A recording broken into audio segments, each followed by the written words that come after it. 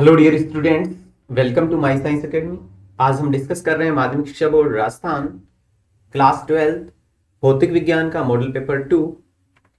तो ये model paper आपके लिए बहुत महत्वपूर्ण होने वाला है, क्योंकि ये जो मॉडल पेपर है आरबीएससी द्वारा निर्धारित जो न्यू सिलेबस है और जो ब्लू प्रिंट है, जिसके अकॉर्डिंग जो इसमें सेक्शन डिवाइड किए गए हैं कि ऑब्जेक्टिव क्वेश्चंस कितने होंगे, अति लघुरात्मक क्वेश्चन कितने होंगे, लघुरात्मक क्वेश्चन कितने होंगे।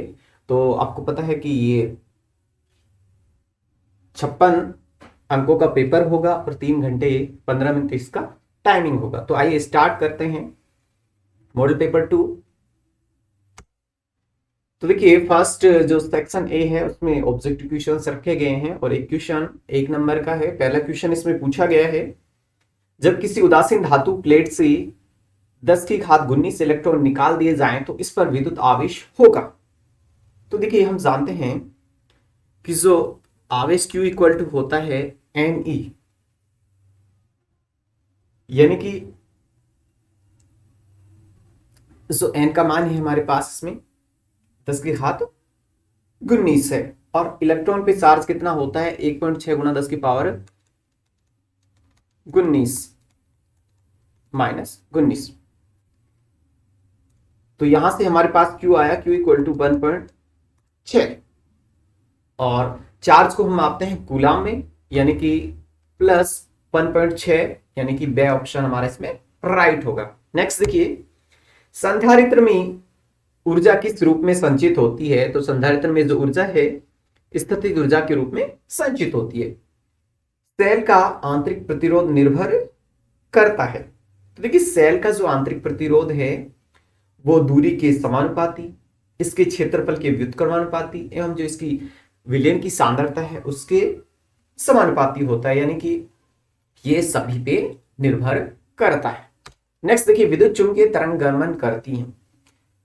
तो देखिए, विद्युत चुंबकीय तरंग किस वेग से गमन करती हैं, इसमें ये क्वेश्चन पूछा है। तो प्रकाश के वेग से गमन करती। प्रेरकत्व एवं धारिता के गुणनफल के वर्गमूल की विमा है, यानी कि देखिए इसमें हमारे से पूछा है कि किसकी विमा प्रेरकत्व एवं धारिता के गुणनफल के वर्गमूल की विमा के समान होगी।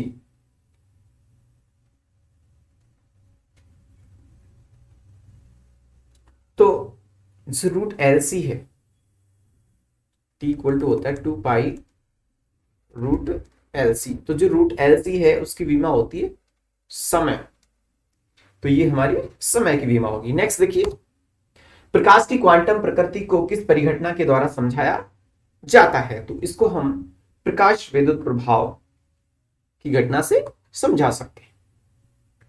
रेडियो तरंग को किस तरंग संचरण विधा द्वारा एक स्थान से दूसरे स्थान तक भेजा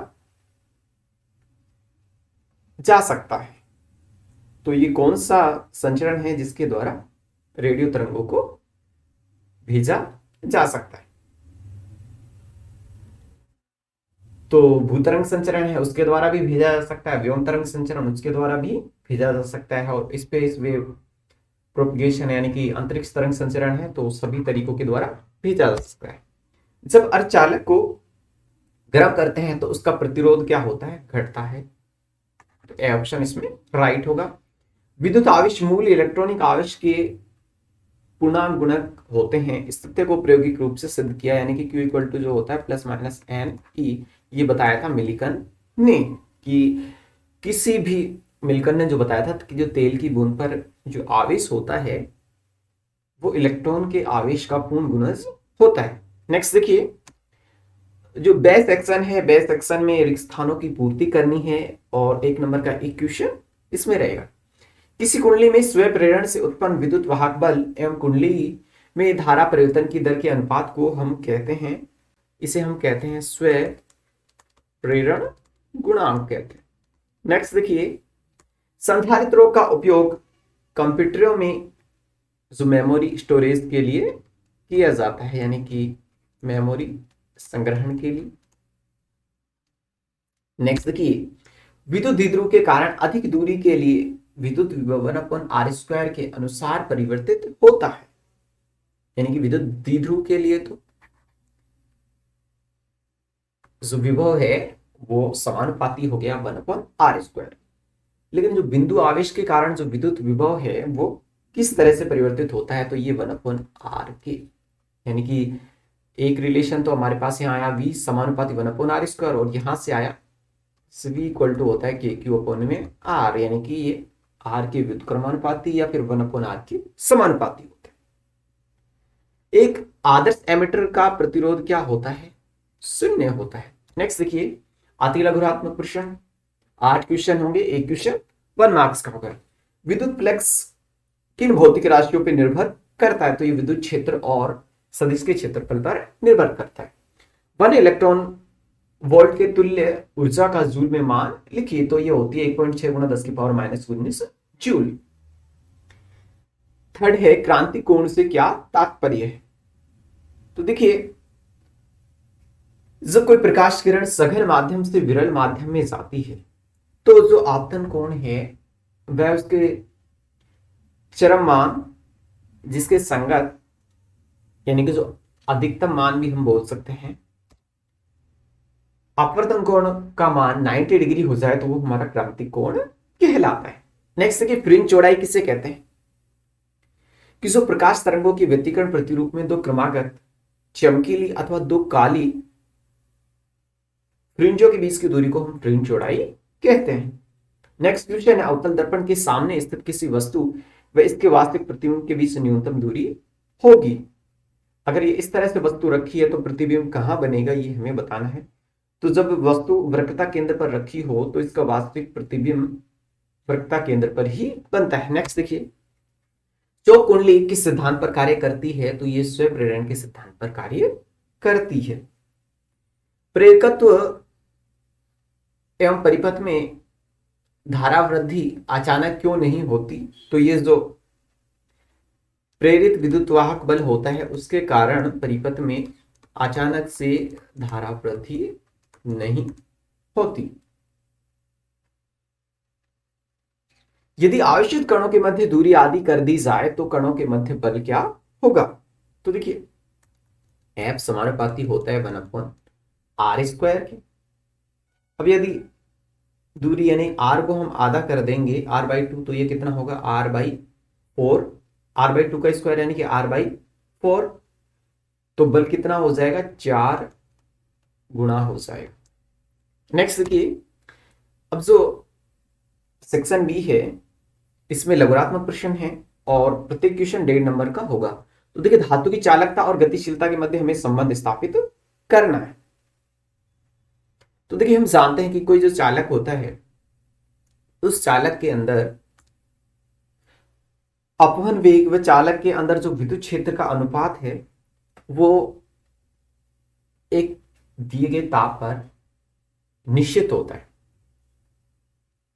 और इसमें जो इलेक्ट्रॉनों की जो गतिशीलता है वो, यानी इसमें जो इलेक्ट्रॉनों का जो प्रवाह है वो गतिशीलता म्यू कहलाती है, या फिर हम बोल सकते हैं जो गतिशीलता म्यू होती है अपवन वेग और विद्युत क्षेत्र का अनुपात होती है, यानी कि V/m में म्यू होती है।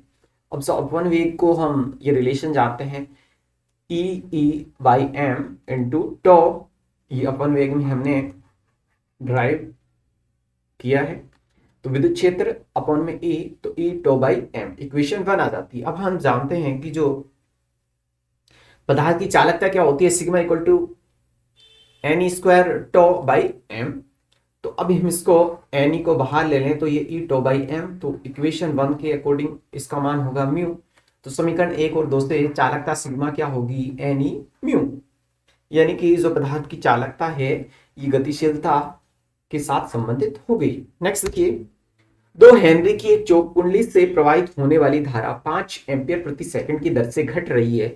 कुंडली के सिरों के बीच उत्पन्न विद्युत वाहक बल ज्ञात कीजिए। तो देखिए, कुंडली का स्वयं प्रेरण गुणांक, देखिए जो इसका मात्रक है वो क्या दे रखा है हेनरी, तो इससे हमें पता चला है कि ये क्या है स्वयं प्रेरण गुणांक है, यानी कि L का मान दे रखा है 2 और धारा घट रही है, यानी कि धारा में परिवर्तन की दर डी आई अपन में डी टी चूंकि घट रही है इसलिए -5 एम्पीयर प्रति सेकंड है।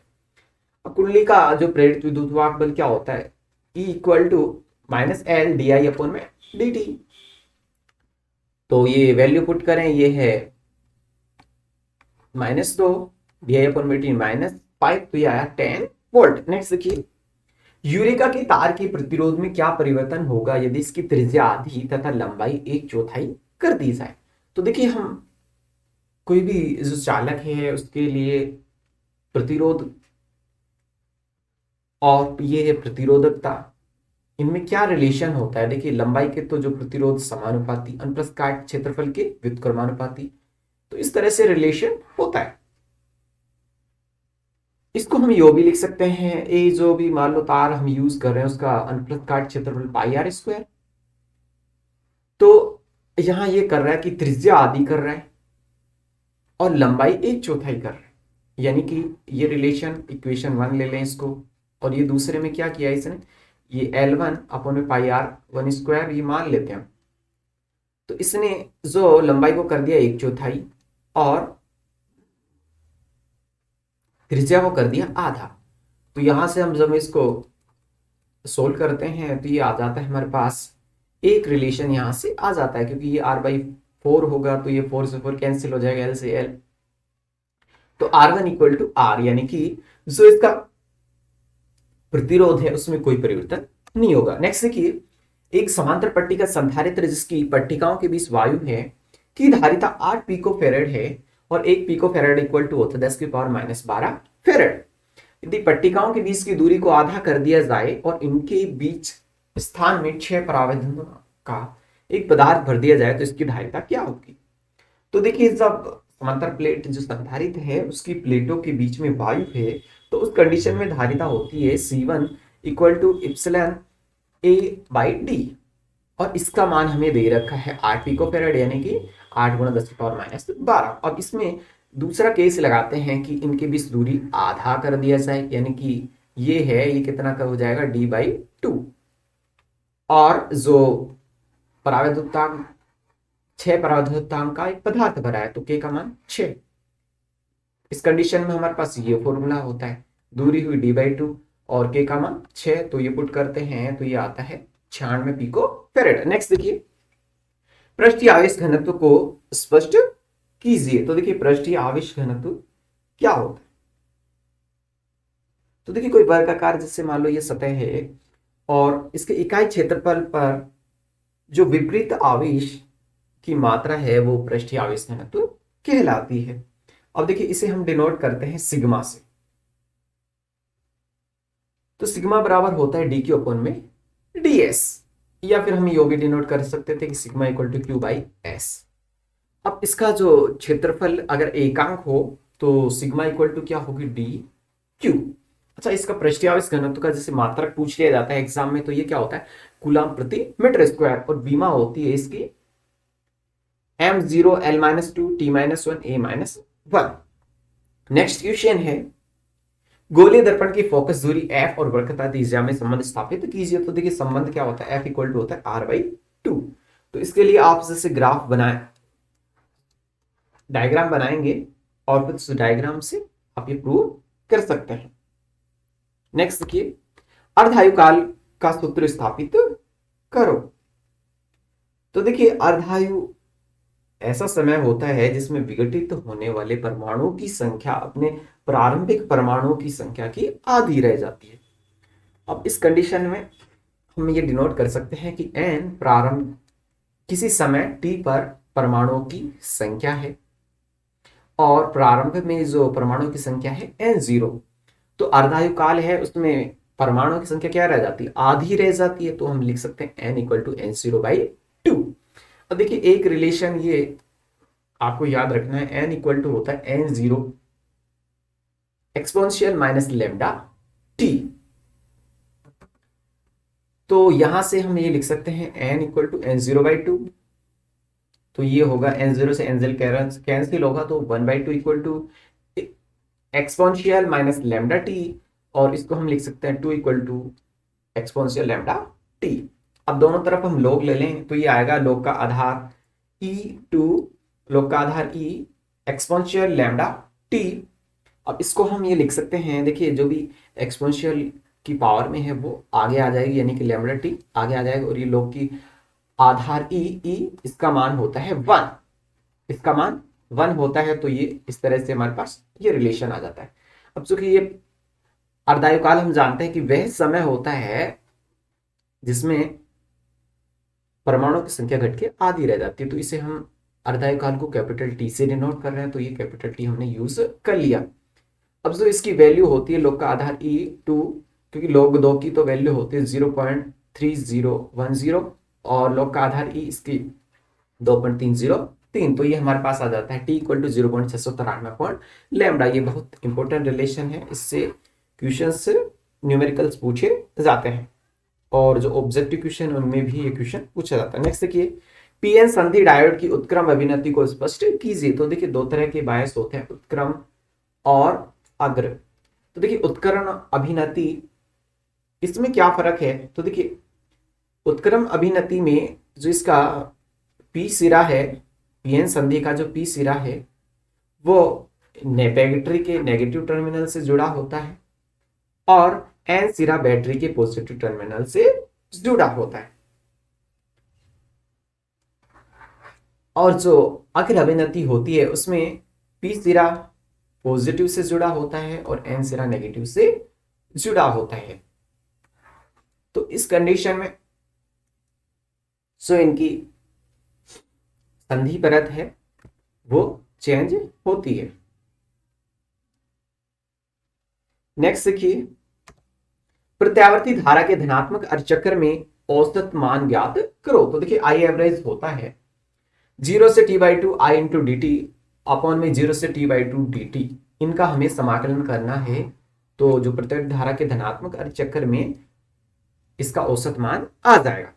तो देखिए हम जानते हैं i equal to I0 sine omega t, ये फिक्स है, ये ऑब्जेक्टिव क्वेश्चंस में भी पूछा जाता है। तो देखिए 0 से t/2 तक इसका इंटीग्रल करेंगे, तो ये वैल्यू i की जगह क्या लिख दिया, I0 साइन ओमेगा टी। तो इसका जब हम समाकलन लेंगे तो ये आएगा I0 बाहर ले लेते हैं, साइन ओमेगा टी का कोस ओमेगा टी का अपॉन में ओमेगा, और लिमिट 0 से t/2 dt का आएगा t, और लिमिट 0 से t/2, तो ये यहां से आएगा t/2, तो ये अपॉन में 2 आ जाएगा और कैपिटल टी बाहर आ जाएगा, ये ओमेगा है और ये I0 है, तो ये कोस ओमेगा टी, इसकी लिमिट लगेगी 0 से t/2, तो 2I0 अपॉन में ओमेगा टी कोस t/2 माइनस कोस 0। अब जो कोस 0 है उसका मान होगा 1, और यहां से देखिए t से t कैंसिल होगा और 2 से 2 तो कोस पाई, तो इसका मान होता है -1, तो ये हमारे पास आया -2। तो यहां से जो ओवरऑल आया हमारे पास आई एवरेज 4I0 अपॉन में ओमेगा टी। अब हम जानते हैं कि जो ओमेगा क्या होता है 2 पाई अपॉन में टी, तो ये टी से टी कैंसिल होगा और 2 से 2, तो ये 2I0 अपॉन में पाई, ये बहुत इंपॉर्टेंट रिलेशन है, इससे रिलेटेड न्यूमेरिकल भी पूछे जाते हैं। तो ये 2 अपॉन में पाई I0, तो आई एवरेज आया 0.630 I0। नेक्स्ट देखिए, किरचॉफ के प्रथम नियम या संधि के नियम को उदाहरण से समझाइए। तो देखिए किरचॉफ का जो प्रथम नियम क्या कहता है कि किसी भी संधि बिंदु पर समस्त धाराओं का जो बीजगणितीय योग क्या होता है, 0 होता है, यानी कि किसी भी संधि बिंदु पर आने वाली धारा बराबर जाने वाली धारा, यानी कि समेशन I इक्वल टू 0। और जो पहला जो नियम है संधि बिंदु का नियम, ये आवेश संरक्षण नियम का भी पालन करता है। अब चूंकि इसमें ये पूछा है उदाहरण सहित समझाना है, तो जैसे कोई भी आप एग्जांपल ले सकते हैं कि इसमें आने वाली धारा बराबर हम जाने वाली धारा, आने वाली धारा बराबर जाने वाली धारा। तो देखिए यहां जो ये संधि बिंदु है, अब यहां कौन कौन सी धाराएं आ रही हैं, तो देखिए 2 आ रही है प्लस 1 आ रही है, और कौन सी धारा आ रही है, यहाँ 1 आ रही है, 4, ये इक्वल होनी चाहिए जाने वाली धारा। यहां से कौन कौन सी जा रही है, 5 जा रही है, 3 जा रही है और 6 जा रही है। अब यहां हमें ये ध्यान रखना है कि देखो आने वाली धारा और जाने वाली धारा, इनका जो चिन्ह है उसका इसमें फर्क पड़ेगा। या तो हम इसको जैसे आने वाली, इस बिंदु पर आने वाली समस्त धाराओं का बीजगणित योग क्या होता है, शून्य होता है। तो या तो मैंने कि आने वाली धाराएं प्लस में और जाने वाली धारा माइनस में, तो हम चिन्ह माइनस का यूज करेंगे इनके लिए। तो ये लिख लेते हैं।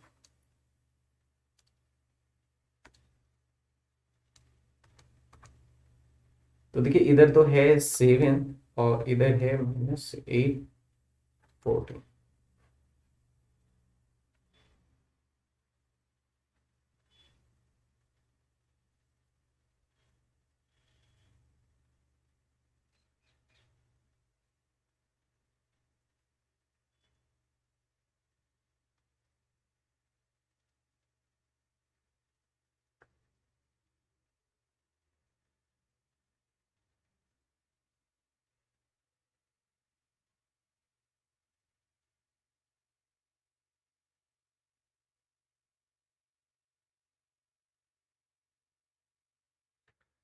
ये मैंने इसमें गलत ले लिया है। जितना भी हमें ये सिद्ध करना है केवल इसमें कि आने वाली धारा बराबर जाने वाली धारा, अगर इधर 7 आ रहा है ना तो इधर भी कितना आना चाहिए, 7 ही आना चाहिए।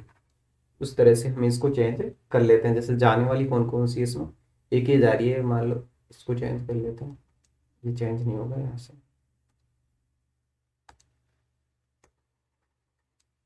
ये जाने वाली है और ये जाने वाली है। तो इधर से जैसे ये 7 आ रही है इस बिंदु पे, तो यहाँ से 7 ही जाएगी। जैसे मान लो 2 इधर गई, फिर 3 इधर गई, तो 2 इधर जाएगी। यानी कि आने वाली धारा बराबर जाने वाली धारा। तो इधर जो होगा वो जैसे -2 -2 -3 -2, तो ये -7। तो ओवरऑल जैसे धाराओं का बीजगणित योग इस पे निकालते हैं तो वो क्या आता है, शून्य आता है।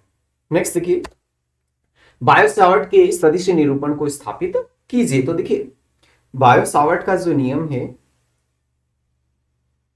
वो क्या कहते हैं, डीबी समानुपाती होता है I D L sine theta upon में आर स्क्वायर के।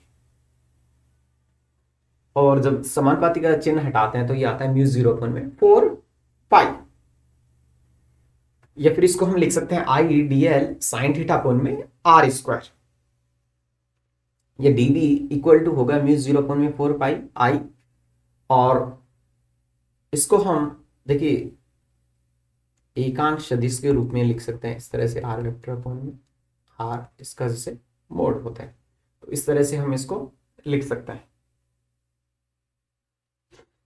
क्योंकि इसके बराबर लिखेंगे तो यहाँ एक आर वेक्टर यहाँ आ जाएगा और ये जो आर है नीचे इसमें गुणा हो जाएगा। तो ये आएगा म्यू 0 अपॉन में 4 pi I into D L into R upon में आर क्यूब। नेक्स्ट देखिए, क्यूरी का नियम था तो क्यूरी वाइस के नियम को लिखिए।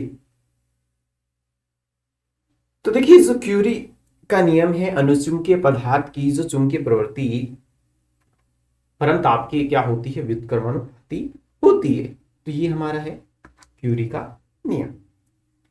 यानी कि काई समानुपाती 1/t के, फिर समानुपाती का चिन्ह हटाएंगे तो स्थिरांक आएगा, जिसे हम क्यूरी स्थिरांक या क्यूरी नियतांक कहते हैं। अब क्यूरी वाइस का नियम क्या कहता है कि किसी जो लोचुंबकीय पदार्थ को यदि हम निश्चित ताप तक गर्म करें तो वह अनुचुंबकीय पदार्थ में क्या हो जाता है, परिवर्तित हो जाता है। अब यदि उसे हम वापस से ठंडा करें तो वह लोचुंबकीय पदार्थ में बदल जाता है। इसलिए जो क्यूरी वाइस है उसने इस नियम को संशोधित करके नई समीकरण दी, जिसे हम क्यूरी वाइस का नियम कहते हैं। ये होती काई इक्वल टू सी अपॉन में टी माइनस टी सी, और टी सी होता है क्यूरी ताप। तो देखिए क्यूरी ताप कुछ धातुओं के लिए, ये भी क्यूरी ताप एग्जाम में पूछा जाता है ऑब्जेक्टिव क्वेश्चन में 1 मार्क्स का। नेक्स्ट देखिए, दीर्घ उत्तरीय प्रश्न है। तो देखिए लेंस क्या होता है, तो कांच की 2 वक्रीय या अपवर्तक सतहों से घिरी जो पारदर्शी आकृति है वो लेंस कहलाती है। अब लेंस जैसे उत्तल लेंस, अवतल लेंस, इस तरह से आप इसमें बता सकते हैं। अब इसमें हमें लेंस के लिए बिंब की दूरी, प्रतिबिंब की दूरी एवं फोकस दूरी में संबंध स्थापित करना है। तो आप इसके लिए जो डायग्राम बनाएंगे और फिर इसके लिए जो रिलेशन आता है कि 1/p minus 1/u equal to होता है 1/f, ये इसमें सिद्ध करना है। इसके लिए आपको सबसे पहले डायग्राम बनाना पड़ेगा एक उत्तल लेंस लेके, और फिर उसके समरूप त्रिभुज हैं उनको सिद्ध करना पड़ेगा, और लास्ट में फिर हमारे पास रिजल्ट आएगा कि 1/f equal to 1/v minus 1/u। इस तरह का क्वेश्चन भी एग्जाम में पूछा गया है। नेक्स्ट देखिए, आइंस्टीन के प्रकाश विद्युत समीकरण को सत्यापित कर प्लांक नियतांक की गणना करो। तो देखिए, आइंस्टीन ने प्लांक ऊर्जा समीकरण जो गतिज ऊर्जा और कार्यफलन के रूप में गणितीय संबंध दिया था। तो आइंस्टीन ये कहता है कि जब किसी धात्विक सतह पर फोटोन आपतित होता है तो फोटोन की ऊर्जा दो कार्य करती है। कौन कौन से कार्य करती है? एक तो जो कुछ ऊर्जा है ये इसके कार्यफलन के रूप में खर्च हो जाती है। दूसरी, शेष जो भाग है वो इलेक्ट्रॉन को गति प्रदान करता है, यानी कि गतिज ऊर्जा के रूप में व्यय हो जाती है। यानी कि देखिए, दो चीजों के रूप में इसकी ऊर्जा को बताया है, तो गतिज ऊर्जा और एक कार्यफलन के रूप में। तो कि इक्वल टू होता है एच न्यू, तो इसे हम लिख सकते हैं half m v square equal to h nu minus W0, जहां W0 क्या है? कार्यफलन। तो देखिए, आइंस्टीन का प्रकाश विद्युत समीकरण ये इक्वेशन 1 के द्वारा दिया जाता है। और देखिए, देहली आवर्ती पर क्या होता है कि न्यू इक्वल टू न्यू 0। तो देहली आवर्ती पर देखिए गतिज ऊर्जा क्या होगी? 0। तो देखिए, समीकरण 1 से क्या रिलेशन आएगा? 0 एच न्यू माइनस W0, यानी कि W0 इक्वल टू हो गया एच न्यू 0। अब इसको हम जो इक्वेशन 1 है उसमें पुट कर लें, तो half m v square equal to h nu minus h nu 0, half m v square equal to h nu minus 0। ये भी नहीं है, ये क्या है? न्यू है, आवर्ती। अब इलेक्ट्रॉन के वेग की यहां से हम गणना करें तो half m v square equal to होता है एच न्यू माइनस न्यू 0। तो यहां से वी स्क्वायर की वैल्यू पुट करें, वी स्क्वायर, तो ये यहां से रिलेशन आ जाएगा इस तरह से, ये 2 में एच ही अपॉन में आ जाएगा। तो v equal to root 2h by m nu minus nu 0। अब जो निरोधी विभव है उसकी गणना करें तो w इक्वल टू होता है हाफ एम वी स्क्वायर। अब हम जानते हैं कि जो विभव w इक्वल टू क्या होता है? w अपॉन में q, या फिर यहां से लिख सकते हैं w equal to v q. तो यहां हमने रखा v q equal to half m v square. अब देखिए, q जो इलेक्ट्रॉन के आवेश के बराबर है, तो e लिख देते हैं इसे, v equal to half m v square, यानी कि e equal to half m v square. निरोधी विभव पर v इक्वल टू वी 0, तो EV0 equal to half m v square, इसमें ये पुट कर दिया। तो EV0 इक्वल टू ये हाफ एम वी स्क्वायर के बराबर है, और हाफ एम वी स्क्वायर किसके बराबर है? H nu minus nu 0। तो इक्वेशन 2 से यहां से V0 इक्वल टू लिख सकते हैं h by e nu minus nu 0। अब नेक्स्ट देखिए, जो प्लांक नियतांक, यहां से जैसे छोटा क्वेश्चन भी पूछ लिया जाता है और इनके बीच में ग्राफ से रिलेटेड क्वेश्चन पूछा जाता है। तो देखिए, V0 equal to h by e nu minus nu 0, या फिर V0 को हम इस तरह से लिख सकते हैं h by e nu minus h by e nu 0। तो देखिए, जो y equal to mx plus c से इसकी तुलना करें तो m इक्वल टू क्या होगा? h बाई ई। देखिए, y इक्वल टू क्या होगा? mx प्लस c, ये हमारा c। तो h equal to e tan theta, tan theta equal to y by x. तो डेल्टा V0 अपॉन में डेल्टा न्यू, तो h by equal to delta V0 upon में delta nu, और V0 upon में new.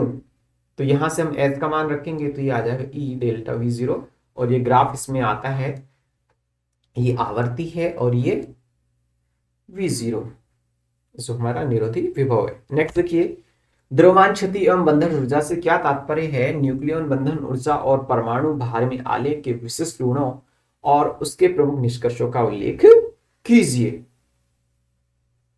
तो देखिए, नाभिक के अंदर जो न्यूक्लियनों को परस्पर बांधने के लिए जो आवश्यक ऊर्जा है वो क्या कहलाती है? नाभिक की बंधन ऊर्जा। और ये क्या करती है? नाभिक के स्थायित्व को बढ़ाती है। अब जो द्रव्यमान क्षति क्या होती है कि नाभिक के जो वास्तविक द्रव्यमान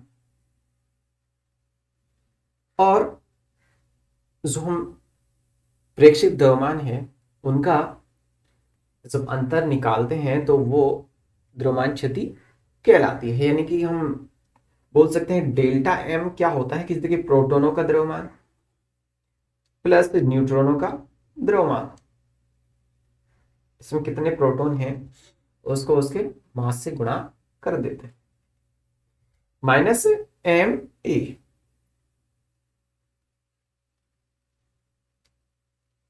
आइंस्टीन ने द्रव्यमान ऊर्जा समीकरण में क्या बताया था, डेल्टा इक्वल टू होता है डेल्टा एम सी स्क्वायर। अब प्रति न्यूक्लियन बंधन ऊर्जा क्या होती है कि जो नाभिक में बंधन ऊर्जा को द्रव्यमान संख्या से यदि विभाजित कर दें तो हमारे पास क्या आती है ना, प्रति न्यूक्लियन बंधन ऊर्जा यानी कि डेल्टा ई बाई ई। अब देखिए संकुलन गुणांक क्या होता है, संकुलन गुणांक क्या होता है कि प्रति न्यूक्लियन द्रव्यमान क्षति को संकुलन गुणांक कहते हैं। ये 1 नंबर में क्वेश्चन पूछा जाता है। अब जो नाभिक के अस्तित्व और प्रति न्यूक्लियन नाभिक के बंधन ऊर्जा वक्र है, इससे रिलेटेड बड़ा क्वेश्चन है एग्जाम में पूछा जाता है। तो ये इस तरह का वक्र है। ये क्या कहते हैं कि जो प्रति न्यूक्लियन नाभिक बंधन ऊर्जा सदैव धनात्मक होती है। बिल्कुल सही बात है, पहला पॉइंट इसमें हम ऐड कर सकते हैं, आप इसकी लैंग्वेज लिख सकते हैं। इसके अलावा जो द्रव्यमान संख्या बढ़ने पर प्रति न्यूक्लियन नाभिक की बंधन ऊर्जा का मान भी बढ़ता है। देखिए बढ़ ही रहा है। अब देखिए जो 56 नाभिक वाले प्रति न्यूक्लियन बंधन ऊर्जा इसके लिए होती है 8.8, जो क्या होती है सर्वाधिक होती है मेगा इलेक्ट्रॉन वोल्ट, ये होती है सर्वाधिक। देखिए इसके बाद में ये क्या हो रहा है, घट रहा है। इसके अलावा प्रति न्यूक्लियन बंधन ऊर्जा ये बताता है कि द्रव्यमान संख्या बढ़ने के साथ साथ प्रति न्यूक्लियन नाभिक के बंधन ऊर्जा का मान घटता जाता है, जैसे कि आप यहां ग्राफ से देख पा रहे। इसलिए हम ये कह सकते हैं कि यदि द्रव्यमान संख्या अधिक होता है तो नाभिक उतना ही भारी होता है, परंतु नाभिक का स्थायित्व घटता है। इसीलिए 192 यूरेनियम 235 है, उसका विखंडन सतत रूप से होता रहता है और वो अपेक्षाकृत क्या होता है, कम स्थायी होता है। ठीक है। अब जो द्रव्यमान संख्या 20 से कम वाले नाभिक हैं, वो उनके लिए जो प्रति न्यूक्लियन नाभिक के बंधन ऊर्जा तीव्र वेग से घटती है, अतः ये नाभिक कम स्थायी होते हैं। यानी कि जो 20 से कम वाले ये क्या होते हैं, ये भी क्या होता है, कम स्थायी। प्रति न्यूक्लियन जो बंधन ऊर्जा है, हीलियम है, कार्बन है, यहाँ हीलियम है, कार्बन है और ऑक्सीजन है, इनके लिए शिखर बिंदुओं को दर्शाता है। अतः यहाँ नाभिक क्या होते हैं, अपेक्षाकृत अधिक स्थायी होते हैं। यानी कि हीलियम है, कार्बन है, ऑक्सीजन है, इनके नाभिक स्थायी होते हैं।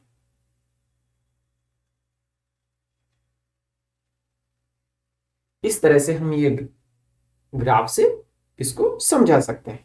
नेक्स्ट देखिए जो सेक्शन डी होगा, सेक्शन डी में आपके निबंधात्मक प्रश्न होंगे और 4 नंबर का एक क्वेश्चन होगा और इस क्वेश्चन में अथवा में क्वेश्चन होंगे। जैसे 19वां क्वेश्चन है उसका अथवा क्वेश्चन भी होगा, फिर जैसे 20वां क्वेश्चन है उसका भी अथवा होगा। तो देखिए पहला क्वेश्चन इसमें पूछा है कि व्यतिकरण को स्पष्ट करते हुए परिणामी तरंग की तीव्रता एवं आयाम का सूत्र स्थापित कीजिए। देखिए व्यतिकरण क्या होता है कि जब दो समान आवर्ती या लगभग समान आयाम की तरंगे परस्पर संचरित होती हुई एक ही दिशा में संचरित होती हैं तो कहीं तो तीव्रता और आयाम उच्चतम होती है और कहीं पे न्यूनतम होती है। तो इस घटना को हम क्या कहते हैं, व्यतिकरण कहते हैं। अब देखिए व्यतिकरण के लिए इसमें परिणामी तरंग की तीव्रता और आयाम के सूत्र हमको स्थापित करने हैं। तो इसके लिए ये बड़ा क्वेश्चन है, तो इसको आप आसानी से अपने नोट्स से, बुक से फाइंड आउट कर सकते हैं, क्योंकि इसमें जो दो तरंगे लेंगे, जो एक तो तरंग है उसका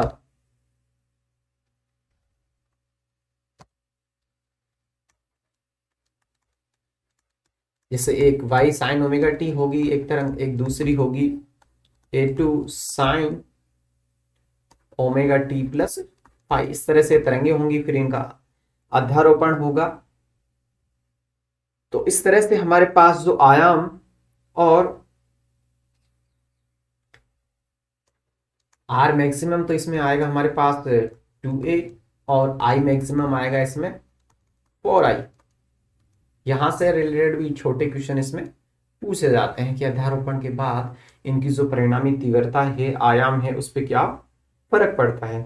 और फिर इनका जैसे विनाशी और संपोषी व्यतिकरण है, उसको भी हम बताएंगे कि जो संपोषी व्यतिकरण है उसमें तो समान आवर्ती या लगभग समान आयाम की तरंगे एक ही दिशा में संचरित होती हैं, तो किन्हीं बिंदु पर इसकी आयाम तीव्रता उच्चतम होती है, तो वो संपोषी व्यतिकरण होता है। तो ये क्वेश्चन हम डिस्कस नहीं करेंगे, ये आप कर सकते हैं, बड़ा क्वेश्चन आपको आसानी से मिल जाएगा। व्यतिकरण में ऊर्जा संरक्षण एवं कला आरेख, ये भी आप बता सकते हैं। जो कला आरेख है इसका, जो दोनों तरंगों का, वो आप बता सकते हैं। इस तरह से इसका आरेख होगा, जैसे ये एक तरंग है और एक तरंग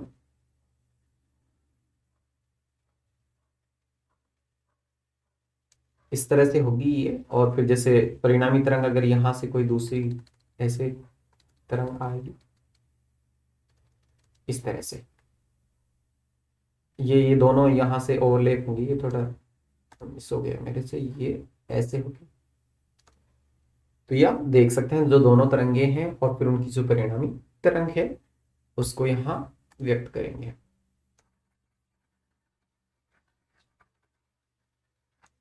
नेक्स्ट देखिए,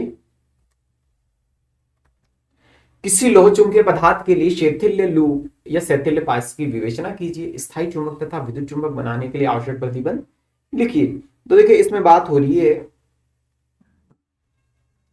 BH कर्व की,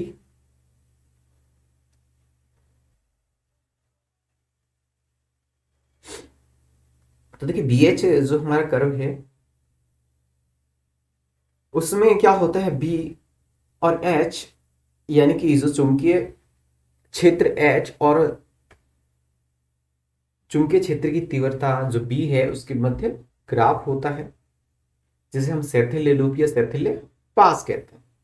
अब इसमें क्या होती है कि एक नरम लोहे की छड़ है जो एन फेरो वाली परिनालिका में यदि हम रख देते हैं और धारा प्रवाहित करते हैं, तो इस तरह से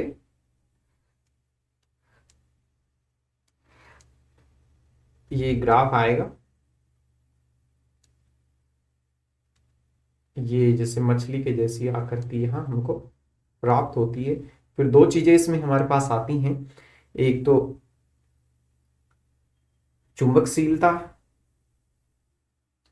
सॉरी एक धारणशीलता और एक निग्राहिता।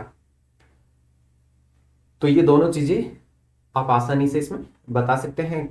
नेक्स्ट मॉडल पेपर में यदि ये क्वेश्चन आता है तो उसको हम वहां डिस्कस करेंगे। अब जिससे यहां पूछा है स्थायी चुंबक और विद्युत चुंबक बनाने के लिए आवश्यक प्रतिबंध बताना है। तो देखिए स्थायी चुंबक के लिए जो पदार्थ है उसकी निग्राहिता उच्च होनी चाहिए, धारणशीलता न्यूनतम होनी चाहिए। और जो स्थायी चुंबक है एल निको, यानी कि एल्युमिनियम, निकल और कोबाल्ट, इन मिश्र धातुओं के बनाए जाते हैं। और विद्युत चुंबक बनाने के लिए पदार्थ की धारणशीलता उच्च होनी चाहिए और निग्राहिता अल्प होनी चाहिए। तो ये था model paper 2। Thanks for watching the video.